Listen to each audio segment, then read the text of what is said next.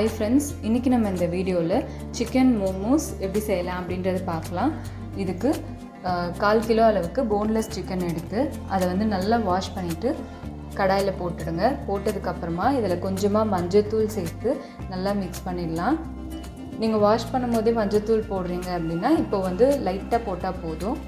இது கூட கொஞ்சமாக உப்பு சேர்த்துக்கோங்க. சேர்த்துட்டு இதை நல்லா மிக்ஸ் பண்ணிவிடுங்க. மிக்ஸ் பண்ணிவிட்டு இதை வந்து மூடி வச்சு லோ ஃப்ளேமில் வைங்க. அந்த சிக்கன்லேருந்தே தண்ணி நல்லா வரும். பாருங்கள் எவ்வளோ தண்ணி வந்திருக்குன்னு. இப்போது ஒரு தடவை நல்லா திருப்பி விட்டு மிக்ஸ் பண்ணி சிக்கன் வெந்ததுக்கப்புறமா ஸ்டவ் ஆஃப் பண்ணி வச்சுருங்க.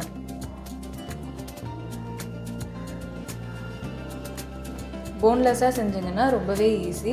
இப்போது வந்து அதை வந்து கையால் பிச்சு போட்டுக்கலாம். அப்படி இல்லைனா இந்த மாதிரி மிக்ஸி ஜாரில் போட்டுட்டு இதை வந்து பல்ஸ் மோடில் ஒரு 2 தடவை அரைச்சிங்க அப்படின்னாலே போதும். நல்லா இந்த மாதிரி துருவல் மாதிரி வந்துடும். இப்போ இது ஓரமாக இருக்கட்டும். நம்ம வந்து மாவு அதுக்குள்ளே வந்து பிசைஞ்சு வச்சிடலாம். 1 கப் மைதா மாவில் லைட்டாக உப்பு சேர்த்து இதை மிக்ஸ் பண்ணிவிடுங்க. இதில் கொஞ்சம் கொஞ்சமாக தண்ணி ஊற்றி நல்லா சப்பாத்தி மாவு மாதிரி பிசைஞ்சு வச்சுக்கோங்க. பிசைஞ்சதுக்கப்புறமா மேலே கொஞ்சமாக வந்து ஆயில் போட்டு மேலே கோட் பண்ணி விட்டுருங்க. அப்போ தான் அந்த மாவு காயாமல் இருக்கும். இப்போது இதை மூடி வச்சிடலாம். ஒரு 1/2 hour நல்லா ஊறட்டும். அதுக்குள்ளே நம்ம ஸ்டஃபிங் செய்ய ஸ்டார்ட் பண்ணிடலாம்.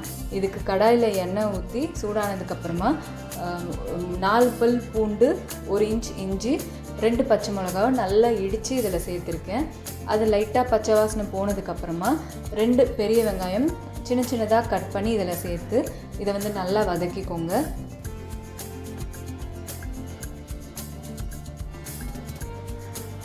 வெங்காயம் நல்லா வதங்கட்டும். வெங்காயம் வதங்கினதுக்கப்புறமா ஸ்ப்ரிங் ஆனியன் வந்து கொஞ்சமாக கட் பண்ணி இதில் சேர்த்துக்கோங்க. ஸ்ப்ரிங் ஆனியன் இல்லைனாலும் பரவாயில்ல. சேர்த்துட்டு இதையும் நல்லா மிக்ஸ் பண்ணிவிடுங்க. இப்போது நம்ம துருவின மாதிரி வச்சுருக்கோம்ல சிக்கன், அதை வந்து இதில் சேர்த்துடலாம். நீங்கள் வந்து வெஜ் மோமோஸ் செய்கிறதா இருந்தது அப்படின்னா நீங்கள் வந்து இந்த நேரத்தில் வேக வச்ச கேரட் பீன்ஸ் இல்லை கட் பண்ண கேரட் பீன்ஸ் போட்டு நீங்கள் செய்யலாம். இப்போ இதில் 1 ஸ்பூன் சீரகத்தூள், 2 ஸ்பூன் மிளகுத்தூள் சேர்த்துட்டு தேவையான அளவு உப்பு சேர்த்துக்கோங்க. சேர்த்து இதை வந்து நல்லா மிக்ஸ் பண்ணிடலாம்.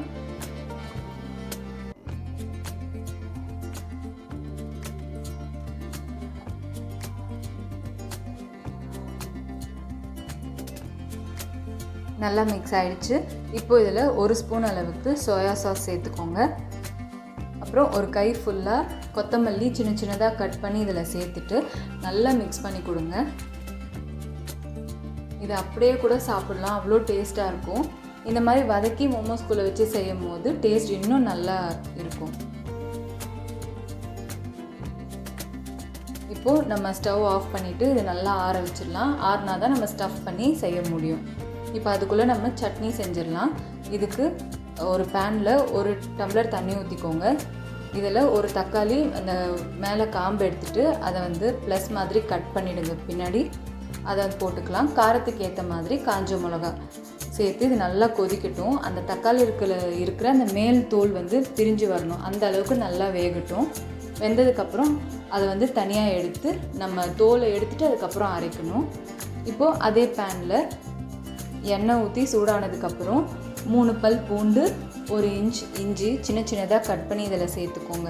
சேர்த்துட்டு அது நல்லா வந்து பொரியட்டும். பொரிஞ்சு கொஞ்சம் பச்சை வாசனைலாம் போனதுக்கப்புறமா நம்ம வந்து அந்த தக்காளியும் காஞ்ச மிளகாவும் அரைச்சோம்ல, அந்த பேஸ்ட் வந்து நம்ம இதில் சேர்க்க போகிறோம். அரைக்கும் போது மறக்காமல் தக்காளியில் இருக்கிற தோல் எடுத்துகிட்டு அரைங்க.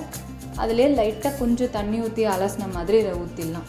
இதில் 1 ஸ்பூன் அளவுக்கு soya sauce, 1 spoon tomato sauce,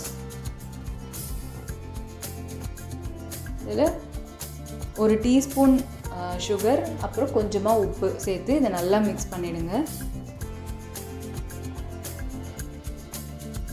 இந்த சட்னி ரொம்ப நல்லாயிருக்கும் மோமோஸ்க்கு. இதில் கொஞ்சமாக லெமன் ஜூஸ் சேர்த்துருங்க. சேர்த்துட்டு இதை நல்லா மிக்ஸ் பண்ணிடலாம். கொஞ்சம் அந்த மோமோஸ் தொட்டு சாப்பிட்றதுக்கு திக்காக இருந்தால் நல்லாயிருக்கும். அந்த அளவுக்கு திக்கார வரைக்கும் நம்ம மீடியம் ஃப்ளேமில் வச்சு கலந்து விட்டுட்டே இருந்தீங்க அப்படின்னா நம்மளோட மோமோஸ் சட்னி சூப்பராக ரெடி ஆகிடும். இப்போது மாவு நல்லா ஊறி இருக்குது, நல்லா சாஃப்டாக இருக்குது. அதை வந்து இந்த மாதிரி குட்டி குட்டி உருண்டையாக பிடிச்சி வச்சுக்கோங்க. இப்போது நம்ம அதை வந்து எப்பயும் போல் சப்பாத்தி திரட்டுற மாதிரியே திரட்டிடலாம். நான் வந்து கொஞ்சம் லூஸாக பிசைஞ்சிட்டேன் மாவு. நீங்கள் வந்து சப்பாத்தி மாவு மாதிரி நல்லா பிசைஞ்சிக்கோங்க டைட்டாக. அப்போ வந்து உங்களுக்கு வந்து கரெக்டாக வரும். அதே நேரத்தில் நீங்கள் திரட்டும் போது கொஞ்சம் திக்காக திரட்டினீங்க அப்படின்னா மாவு அதிகமாக இருக்கும், ஸ்டஃபிங் வந்து பத்தாத மாதிரி இருக்கும். நல்ல தின்னாக நீங்கள் திரட்டி வச்சுக்கிட்டீங்க, இது மாதிரி நீங்கள் தின்னாக திரட்டிட்டீங்க அப்படின்னா ஸ்டஃபிங் நிறைய இருக்கும், அந்த மேல் மாவு வந்து கம்மியாக இருக்கும் போது அது நல்லாயிருக்கும் சாப்பிட்றதுக்கு. அதுக்கப்புறம் நம்ம இந்த மாதிரி நம்ம கொழுக்கட்டெல்லாம் செய்வோம்ல, அதே மாதிரி தான் உள்ள ஸ்டஃபிங் வச்சுட்டு இந்த மாதிரி மோமோஸ்க்கு ஷேப் நம்ம கொடுத்துக்கலாம்.